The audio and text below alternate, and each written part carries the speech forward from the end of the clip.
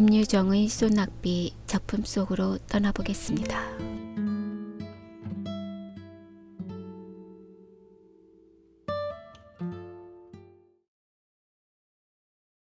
음산한 검은 구름이 하늘에 뭉게뭉게 모여드는 것이 금시라도 비 한 줄기 할 듯 하면서도 여전히 짓궂은 햇발은 겹겹 산속에 묻힌 외진 마을을 통째로 자실듯이 달구고 있었다. 이따금 생각나는 듯 산매 들린 바람은 논밭간의 나무들을 뒤흔들며 미쳐 날뛰었다. 매 밖으로 농군들을 멀리 품앗이로 내보낸 앞말의 공기는 쓸쓸하였다. 다만 맴매탄 미루나무 숲에서 거칠어가는 농촌을 읊는 듯 매미의 애끓는 노래. 매음 매음. 춘호는 자기 집 올 봄에 5원을 주고 사서 얻은 묵삭은 오막살이 집. 방 문턱에 걸터 앉아서 바른 주먹으로 턱을 개고는 봉당에서 저녁으로 때울 감자를 씻고 있는 아내를 묵묵히 노려보고 있었다. 그는 사날밤이나 눈을 안 붙이고 성화를 하는 바람에 농사의 고리싹은 그의 얼굴은 더욱 해쓱하였다. 아내에게 다시 한번 졸라보았다. 그러나 위협하는 어조로 이봐 그래 어떻게 돈 2원만 안 해줄 테요? 아내는 역시 대답이 없었다. 각 잡아온 새댁 모양으로 씻는 감자나 씻을 뿐 잠자코 있었다. 되나 안 되나 좌우간 이렇다 말이 없으니 춘호는 우라가 터져서 죽을 지경이었다. 그는 타곳에서 떠돌아온 몸이라 자기를 믿고 장리를 주는 사람도 없고 또는 그 알량한 집을 팔려 해도 단 2, 3원의 작자도 내닫지 않으므로 앞뒤가 꼭 막혔다마는 그래도 아내는 나이 젊고 얼굴 똑똑하겄다. 돈 2원쯤이야 어떻게라도 될 수 있겠기에 묻는 것인데 들은 채도 안 하니 썩 괘씸한 듯 싶었다. 그는 배를 튀기며 다시 한번 돈 좀 안 해줄 테요? 하고 소리를 빽 질렀다. 그러나 대꾸는 역시 없었다. 춘호는 녹이 충전하여 불현듯 문지방을 떠다밀며 벌떡 일어섰다. 눈을 흡뜨고 벽에 기댄 지게 막대를 손에 잡자 아내의 옆으로 바람같이 달려들었다. 이년아 기집 좋다는 게 뭐여. 남편의 근심도 덜어주어야지. 끼고 자자는 기집이여. 지게 막대는 아내의 연한 허리를 모질게 후렸다. 까부라지는 비명은 모지락스레 찌그러진 울타리 틈을 벗어나간다. 잼쳐 지게 막대는 앉은 채 코그라진 아내의 발 뒤축을 얼러 볼기를 내리갈겼다. 이년아 내가 언제부터 너에게 조르는 게요. 범같이 호통을 치며 남편이 지게 막대를 공중으로 다시 올리며 모질름을 쓸 때 아내는 에그머니 하고 외마디를 질렀다.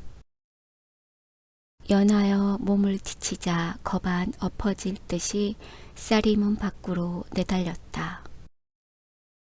얼굴에 눈물이 흐른 채 황그리는 걸음으로 문 앞의 언덕을 내려 개울을 건너고 맞은 쪽에 뚫린 콩밭길로 들어섰다.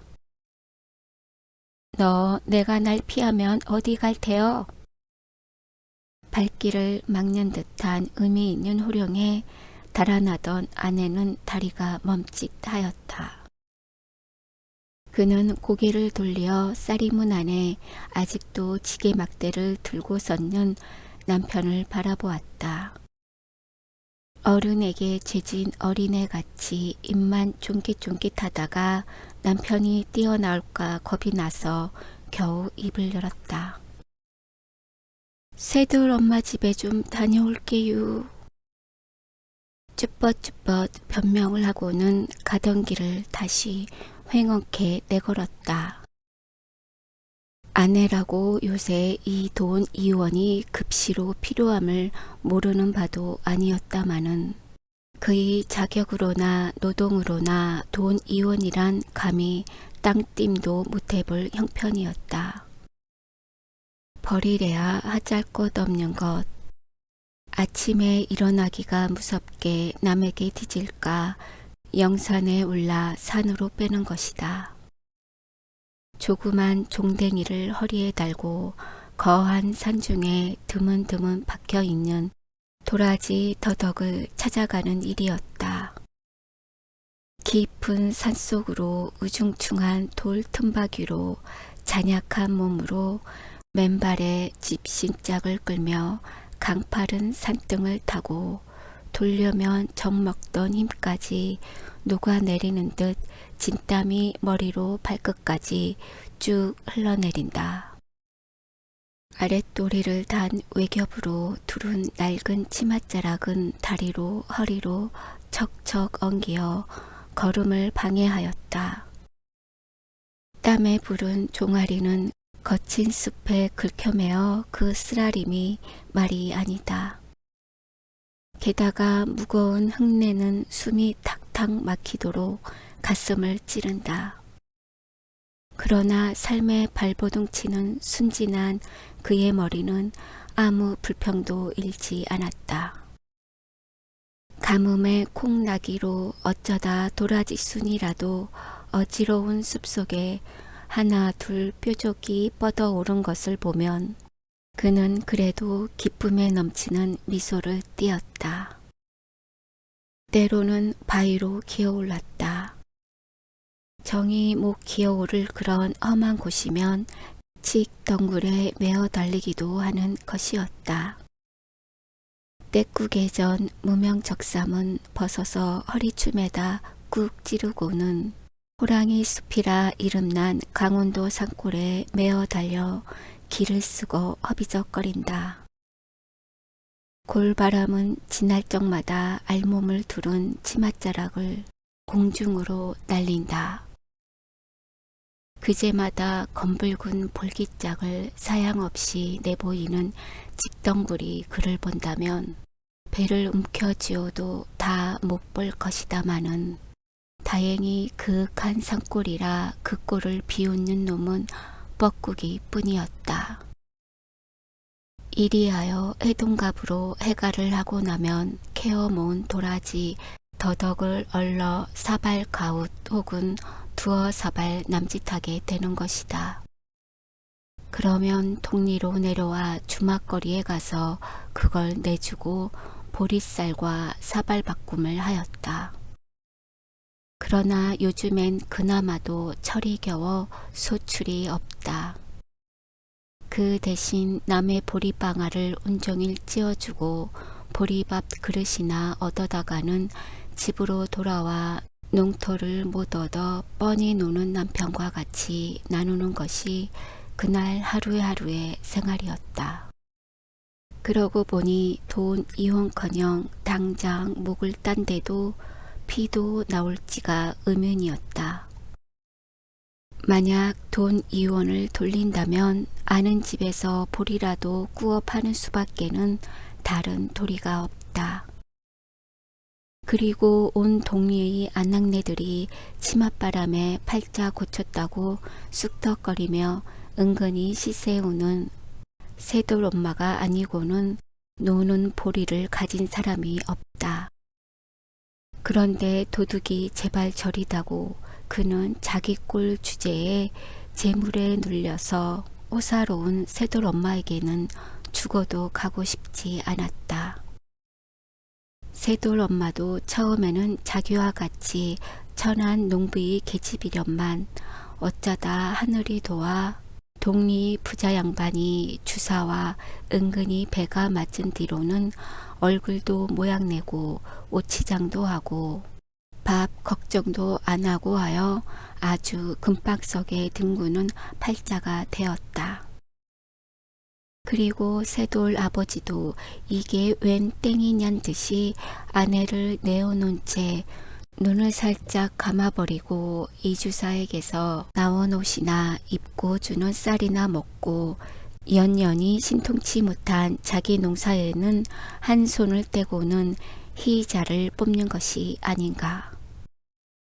사실 말인즉 추노처가 새돌 엄마에게 죽어도 아니 가려는 그 속가닥은 정작 여기 있었다. 바로 지난 늦은 봄 달이 뚫어지게 밝은 어느 밤이었다.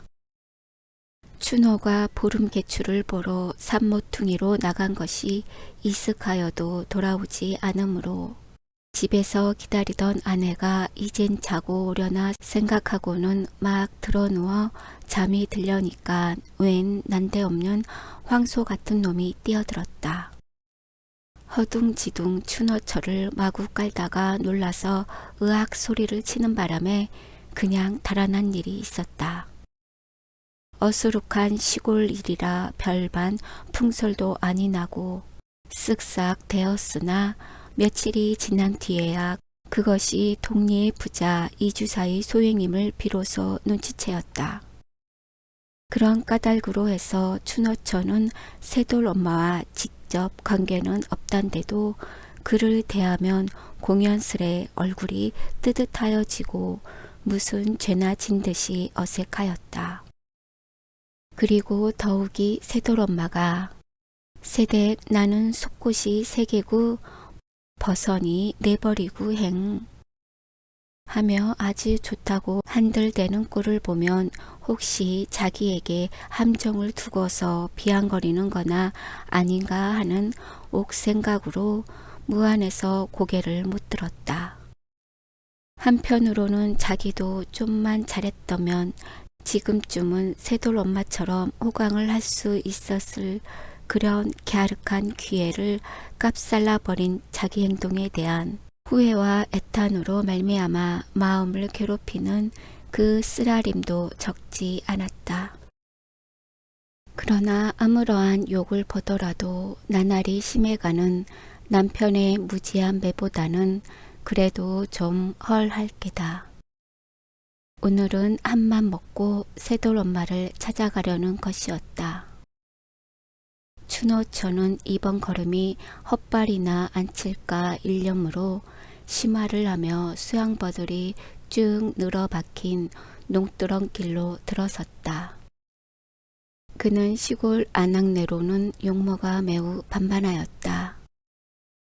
좀 야윈 듯한 몸매는 호리호리한 것이 소위 동리 문자로 외입게나 하염직한 얼굴이었으되 추레한 의복이며 퀴퀴한 냄새는 거지를 볼지른다. 그는 왼손 바른손으로 꺾음내기로 치맛귀를 여며가며 속살이 삐질까 조심조심 걸었다. 감사나온 구름송이가 하늘 신폭을 휘덮고는 차츰차츰 지면으로 젖어 내리더니 그 예 산봉우리에 엉기어 살풍경이 되고 만다. 먼 데서 개 짖는 소리가 앞뒷산을 한적하게 울린다. 빗방울은 하나 둘 떨어지기 시작하더니 차차 굵어지며 무더기로 퍼부어 내린다. 추노처는 길가에 늘어진 밤나무 밑으로 뛰어들어가 비를 거니며 새돌 엄마 집을 멀리 바라보았다.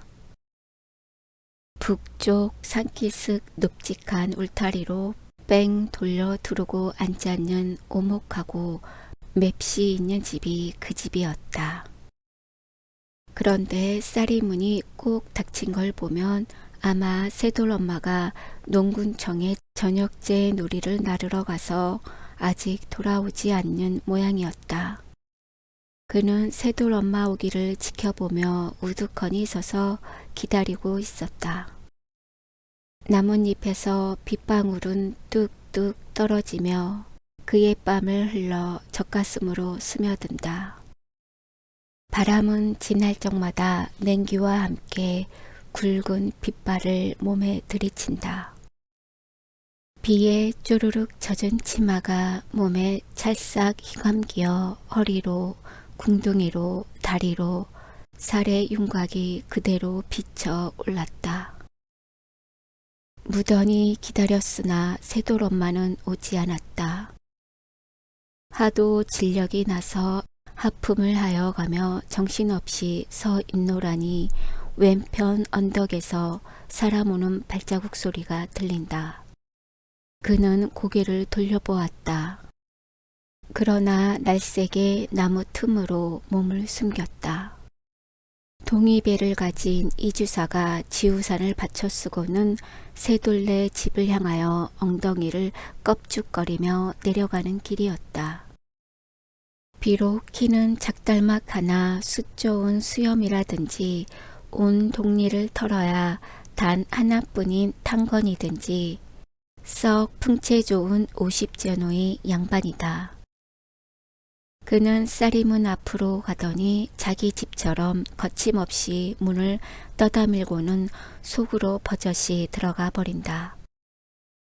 이것을 보니 춘호처는 다시금 속이 편치 않았다. 자기는 개돼지같이 무시로 매만 맞고 돌아치는 천덕꾼이다. 안팎으로 기염을 받으며 간들대는 새돌엄마와 사람된 치수가 두드러지게 다름을 그는 알 수가 있었다. 새돌엄마의 호강을 너무나 부럽게 우러러보는 반동으로 자기도 잘만 했더라면 하는 턱없는 희망과 후회가 전보다 몇 갑절 쓰린 맛으로 그의 가슴을 찌푸러뜨렸다. 새돌레 집을 하염없이 건너다 보다가 어느덧 저도 모르게 긴 한숨이 굴러 내린다. 언덕에서 쓸러 내리는 사태물이 발등까지 개흙으로 덮으며 소리쳐 흐른다.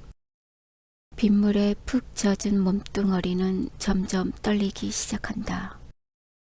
그는 가볍게 몸서리를 쳤다. 그리고 당황한 시선으로 사방을 경계하여 보았다.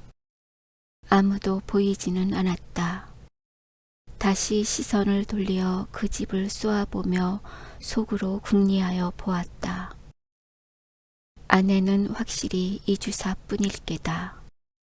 그때까지 걸렸던 쌀이문이라든지 또는 울타리에 넣은 빨래를 여태 안 걷어 들인 것을 보면 어떤 맹세를 두고라도 분명히 이주사 외의 다른 사람은 하나도 없을 것이다. 그는 마음 놓고 비를 맞아가며 그 집으로 달려들었다. 봉당으로 선뜻 뛰어오르며 새돌엄마 기슈 하고 인기를 내보았다. 물론 당자의 대답은 없었다. 그 대신 음성이 낮아 안방에서 이주사가 번개같이 머리를 내밀었다. 자기 딴은 꿈밖이란 듯 눈을 두리번 하더니 옷 위로 벌거진 춘호처의 젖가슴, 아랫배, 넓적다리, 발등까지 슬쩍 음충이 훑어보고는 거나한 낯으로 빙그레한다. 그리고 자기도 봉당으로 주춤주춤 나오며 새돌엄마 말인가? 왜 지금 막 나갔지? 곧 온댔으니 안방에 좀 들어가 기다렸으면 하고 매우 일이 딱한 듯이 얼음얼음한다. 이 비에 어딜 갔세요? 지금 요 밖에 좀 나갔지. 그러나 곧 올걸? 있는 줄 알고 왔는디. 춘어처는 이렇게 혼잣말로 낙심하며 섭섭한 낯으로 머뭇머뭇하다가 그냥 돌아갈 듯이 봉당 아래로 내려섰다. 이주사를 쳐다보며 물차는 제비같이 산들어지게 그럼 요담에 오겠어요. 안녕히 계시유 하고 작별의 인사를 올린다. 지금 곧 온댔는데 좀 기다리지. 다음에 또 오지유. 아닐세 좀 기다리게. 여보게 이봐. 준어처가 간다는 바람에 이주사는 체면도 모르고 기가 올랐다. 허둥거리며 객관건 만류하였으나 암만 해도 안 될 듯 싶다. 준어처가 여기에 찾아온 것도 큰 기적이러니와 뇌 성벽력에 구석진 곳이겠다. 이렇게 솔깃한 기회는 두 번 다시 못 볼 것이다. 그는 눈이 뒤집혀 입에 물었던 장죽을 쭉 뽑아 방 안으로 찌뜨리고는 계집의 허리를 뒤로 다잡고자 끌어안아서 봉당 위로 끌어올렸다. 계집은 몹시 놀라며 왜 이러서유, 이거 놓으세유 하고 몸을 뿌리치려고 앙탈을 한다. 아니 잠깐만. 이주사는 그래도 놓지 않으며 허겁스러운 눈짓으로 계집을 달랜다. 흘러내리는 고이춤을 왼손으로 연신 치우치며 바른 팔로는 계집을 잔뜩 움켜잡고 엄두를 못 내어 짤짤매다가 간신히 방 안으로 끙끙 몰아넣었다. 안으로 문고리는 재빠르게 채이었다. 밖에서는 모진 빗방울이 배춧잎에 부딪히는 소리, 바람에 나무 떠는 소리가 요란하다. 가끔 양철통을 내려 굴리는 듯 거푸진 청둔 소리가 방 고래를 울리며 날은 점점 침침하였다. 얼마쯤 지난 뒤였다. 이만하면 길이 들었으려니 안심하고 이주사는 날숨을 후하고 돌린다. 실없이 고마운 비 때문에 바락도 못 치고 앙살도 못 피우고 무릎 앞에 고분고분 늘어져 있는 계집을 대견히 바라보며 빈긋이 얼러 보았다. 계집은 온몸에 진땀이 쭉 흐르는 것이 꽤 더운 모양이다. 벽에 걸린 쇠돌 엄마의 적삼을 꺼내어 계집의 몸을 말쑥하게 훌 닦기 시작한다. 발끝서부터 얼굴까지. 너 19이라지? 하고 이주사는 취한 얼굴로 얼굴이 물어보았다. 예. 하고 맷떨어진 대답. 계집은 이주사 손에 눌리어 일어나도 못하고 죽은 듯이 가만히 누워있다. 이주사는 계집의 뭉뚱이를 다 씻기고 나서 한숨을 내뿜으며 담배 한 대를 턱 피워 물었다. 그래 요새도 서방에게 주리경을 치느냐? 하고 묻다가 아무 대답도 없음에 원 그래서야 어떻게 산단 말이냐. 하루 이틀이 아니고 사람의 일이란 알 수 있는 거냐? 그러다 혹시 맞아 죽으면 정장 하나 해볼 것 없는 거야. 허니 네 명이 아까우면 덮어놓고 민적을 가르는 게 낫겠지. 하고 계집의 신변을 위하여 염려를 마지 않다가 번뜩 한 가지 궁금한 것이 있었다. 너 참 아이 낳았다 죽었다더구나. 예. 어디 난 듯이나 싶으냐? 계집은 얼굴이 홍당무가 되어지며 아무 말 못하고 고개를 외면하였다. 이주사도 그까짓 것 더 묻지 않았다. 그런데 웬 녀석의 냄새인지 무생채 썩는 듯한 시크무레한 악취가 불시로 구청을 찌르니 눈살을 찌푸리지 않을 수 없다. 처음에야 그런 줄은 소통 몰랐더니 알고 보니까 비위가 좋기 역하였다. 그는 빨고 있던 담배통으로 계집의 배꼽깨를 똑똑히 가리키며 얘 이 살에 때꼽 좀 봐라. 그래 물이 흔한데 이것 좀 못 씻는단 말이냐? 하고 모처럼의 기분이 상한 것이 앵하단 듯이 꺼림한 기색으로 혀를 찼다. 하지만 계집이 참다 이내 무안에 못 이기어 일어나 치마를 입으러 하니 그는 역정을 벌컥 내었다. 옷을 빼앗아 구석으로 동댕이를 치고는 다시 그 자리에 끌어 앉혔다. 그리고 자기 딸이나 착하듯이 아주 대범하게 꾸짖었다. 왜 그리 계집이 달망대니 좀 듬직지가 못하고. 춘어처가 그 집을 나선 것은 들어간 지 약 1시간 만이었다. 비가 여전히 쭉쭉 내린다. 그는 진땀을 있는 대로 흠뻑 쏟고 나왔다. 그러나 의외로 아니 천행으로 오늘 일은 성공이었다. 그는 몸을 쑤치며 생긋하였다. 그런 모욕과 수치는 난생 처음 당하는 봉변으로 지랄 중에도 몹쓸 지랄이었으나 성공은 성공이었다. 복을 받으려면 반드시 고생이 따르는 법이니 이까짓 거야 골백 번 당한데도 남편에게 매나 안 맞고 의좋게 살 수만 있다면 그는 사양치 않을 것이다. 이주사를 하늘같이 은인같이 여겼다. 남편에게 부쳐먹을 농토를 줄 테니 자기의 첩이 되라는 그 말도 죄송하였으나 더욱이 돈 이원을 줄 게니 내일 이맘때 새돌레 집으로 넌지시 만나자는 그 말은 무엇보다도 고마웠고 벅찬 짐이나 푼 듯 마음이 홀가분하였다. 다만 애 켜이는 것은 자기 행실이 만약 남편에게 발각되는 나절에는 대매에 맞아 죽을 것이다. 그는 일변 기뻐하며 일변 애를 태우며 자기 집을 향하여 세차게 쏟아지는 빗속을 가분가분 내리달렸다. 춘호는 아직도 분이 못 풀리어 뿌르퉁하니 홀로 앉았다. 그는 자기의 고향인 인제를 등진 지 벌써 3년이 되었다. 해를 이어 흉작의 농작물은 말못되고 따라 빚쟁이들의 위협과 악다구니는 날로 심하였다. 마침내 할 일 없이 집 세간살이를 그대로 내버리고 알몸으로 밤도주하였던 것이다. 살기 좋은 곳을 찾는다고 나 어린 아내의 손목을 이끌고 이 산 저 산을 넘어 표랑하였다.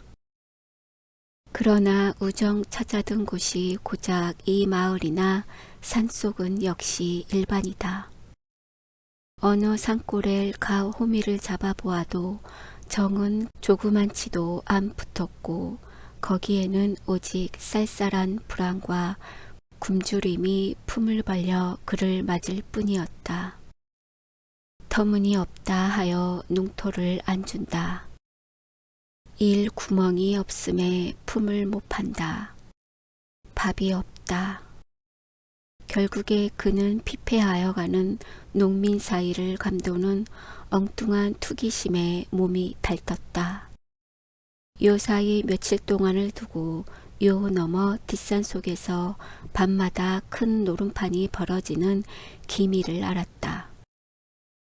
그는 자기도 한몫 보려고 끼룩거렸으나 좀채로 미천을 만들 수가 없었다. 이원, 수나 좋아서 이 이원이 좋아만 잘한다면 금시 발복이 못 된다고 누가 단언할 수 있으랴. 30-40원 따서 독립빚이나 대충 가리고 옷 한 벌 지어 입고는 진절이 나는 이 산골을 떠나려는 것이 그의 배포였다. 서울로 올라가 아내는 안짬을 재우고 자기는 노동을 하고 둘이서 다부지게 벌면 안락한 생활을 할 수가 있을 텐데 이런 산구석에서 굶어 죽을 맛이야 없었다. 그래서 젊은 아내에게 돈 좀 해오라니까 요리 맡긴 조리 맡긴 매만 피하고 곁들어 주지 않으니 그 소행이 여간 괘씸한 것이 아니다. 아내가 물에 빠진 생지고를 하고 집으로 달려들자 미처 입도 벌리기 전에 남편은 이를 악물고 중멱밤을 냅다 붙인다. 너 인연 매만 살살 피하고 어디가 자빠졌다 왔니? 볼치 한 대를 얻어맞고 아내는 오기가 질려 벙벙하였다. 그래도 직성이 못 풀리어 남편이 다시 매를 손에 잡으려 하니 아내는 질겁을 하여 살려달라고 두 손으로 빌며 개신개신 입을 열었다. 내일 대유, 내일 돈, 내일 대유 하며 돈이 변통됨을 삼과 아래는 그의 음성은 절반이 울음이었다. 남편이 반신반의하여 눈을 찌긋하다가 네 하고 목청을 돋궜다. 네, 내일 된다유. 꼭 돼요? 네, 내일 된다유. 남편은 시골 물정에 능통하니 많지 난데없는 돈 2원이 어디서 어떻게 되는 것까지는 추궁에 물으려 하지 않았다. 그는 저기 안심한 얼굴로 방 문턱에 걸터 앉으며 담뱃대에 불을 그었다. 그제야 아내도 비로소 마음을 놓고 감자를 삶으러 부엌으로 들어가려 하니 남편이 곁으로 걸어오며 치근한 듯이 말리었다. 병나 방에 들어가 어여 옷이나 말리어. 감자는 내 삶을게. 먹물같이 짙은 밤이 내리었다. 비는 더욱 소리를 치며 앙상한 그들의 방벽을 앞뒤로 울린다. 천장에서 비는 새지 않으나 집 지은 지가 오래되어 고래가 물러 앉다시피 된 방이라 도배를 못한 방바닥에는 물이 스며들어 기축축하다. 거기다 거적 뭇잎만 덩그렇게 깔아놓은 것이 그들의 침소였다. 석유불은 없어 캄캄한 바로 지옥이다. 벼룩은 사방에서 마냥 스멀거린다. 그러나 등걸잠에 익달한 그들은 천연스럽게 나란히 누워 줄기차게 퍼붓는 밤비 소리를 귀 담아 듣고 있었다. 가난으로 인하여 부부간의 애틋한 정을 모르고 나날이 매질로 불평과 원앙 중에서 복대기던 그들도 이 밤에는 불시로 화목하였다. 단지 남의 품에 든 돈 2원을 꿈꾸어 보고도 서울 언제 갈라유? 남편의 왼팔을 베고 누웠던 아내가 남편을 향하여 응석 비슷이 물어보았다. 그는 남편에게 서울의 화려한 거리며 후한 인심에 대하여 여러 번 들은 바 있어 일상 안타까운 마음으로 몽상은 하여 보았으나 실지 구경은 못하였다.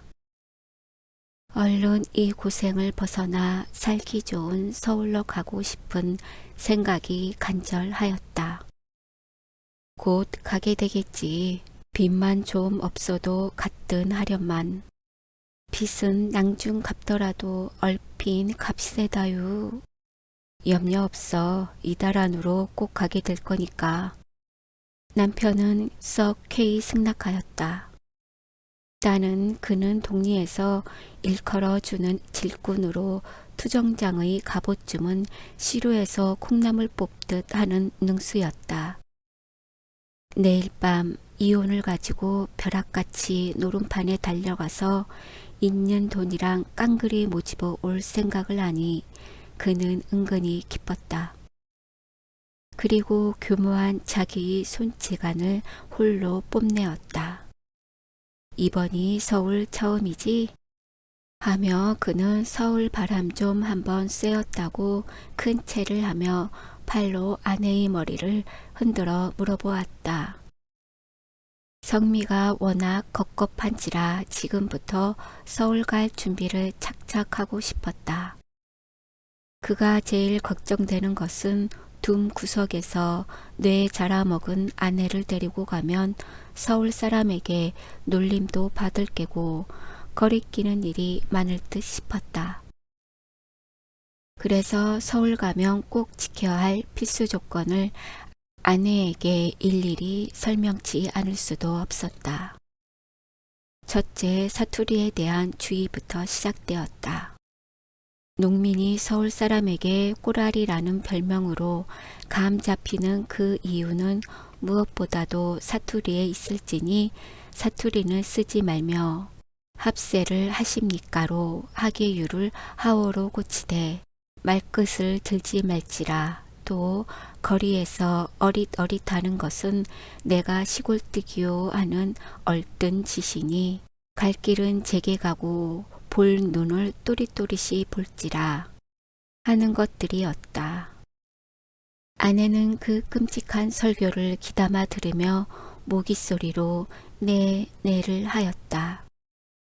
남편은 2시간가량을 셀 틈 없이 꼼꼼하게 주의를 다져놓고는 서울의 풍습이며 생활 방침 등을 자기의 의견대로 그럴싸하게 이야기하여 오다가 말끝이 어느덧 화장술에까지 이르게 되었다.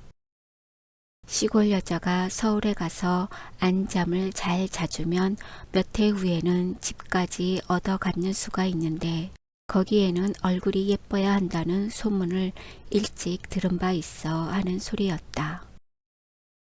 그래서 날마다 기름도 바르고 분도 바르고 버선도 신고 해서 쥔 마음에 썩 들어야 한참 신바람이 올라 주워 섬기다가 옆에서 새근새근 소리가 들리므로 고개를 돌려보니 아내는 이미 고라져 잠이 깊었다. 이런 망할 것, 남 말하는데 자빠져 잔담.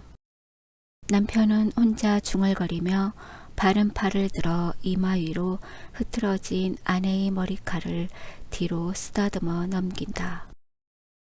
세상에 귀한 것은 자기의 아내. 이 아내가 만약 없었던들 자기는 홀로 어떻게 살 수 있었으려는가. 명색이 남편이면 이날까지 옷 한 벌 변변히 못해 입히고 고생만 시킨 그 죄가 너무나 큰 듯 가슴이 뻐근하였다. 그는 왁살스러운 팔로다 아내의 허리를 꼭 껴안아 가지고 앞으로 바트키 끌어당겼다. 밤새도록 줄기차게 내리던 빗소리가 아침에 이르러서야 겨우 그치고 점심때에는 생기로운 벽까지 들었다. 쿨렁쿨렁 눈물 나는 소리는 요란히 들린다. 시내에서 고기 잡는 아이들의 고함이며 농부들의 희희낙낙한 매나리도 기운차게 들린다. 비는 추노의 근심도 씻어간 듯 오늘은 그에게도 즐거운 빛이 보였다. 저녁 제누리 때 되었을 것 얼른 빚고 가봐. 그는 갈증이 나서 아내를 대고 재촉하였다. 아직 멀었어요. 먼 게 뭐냐, 늦었어. 뭘? 아내는 남편의 말대로 벌써부터 머리를 빗고 앉았으나 원체 달포나 아니 가려 엉큰 머리가 시간이 꽤 걸렸다. 그는 호랑이 같은 남편과 오래간만에 정다운 정을 바꾸어 보니 근래에 볼 수 없는 이색이 얼굴에 떠돌았다. 어느 때에는 맥적게 생글생글 웃어도 보았다. 아내가 꼼지락거리는 것이 보기에 퍼그나 갑갑하였다. 남편은 아내 손에서 얼레빗을 쑥 뽑아 들고는 시원스레 쭉쭉 내려 빗긴다. 다 빗긴 뒤 옆에 놓은 밥사발의 물을 손바닥에 연신 칠해가며 머리에다 번지르하게 발라 놓았다. 그래 놓고 위서부터 머리칼을 재어가며 맵시 있게 쪽을 딱 찔러주더니 오늘 아침에 한사코 공을 들여 삼아 놓았던 집신을 아내의 발에 신기고 주먹으로 자근자근 골을 내주었다. 인제 가봐 하다가 바로 곧 와, 응? 하고 남편은 그 이혼을 고이 받고자 손색 없도록 실패 없도록 아내를 모양내어 보냈다.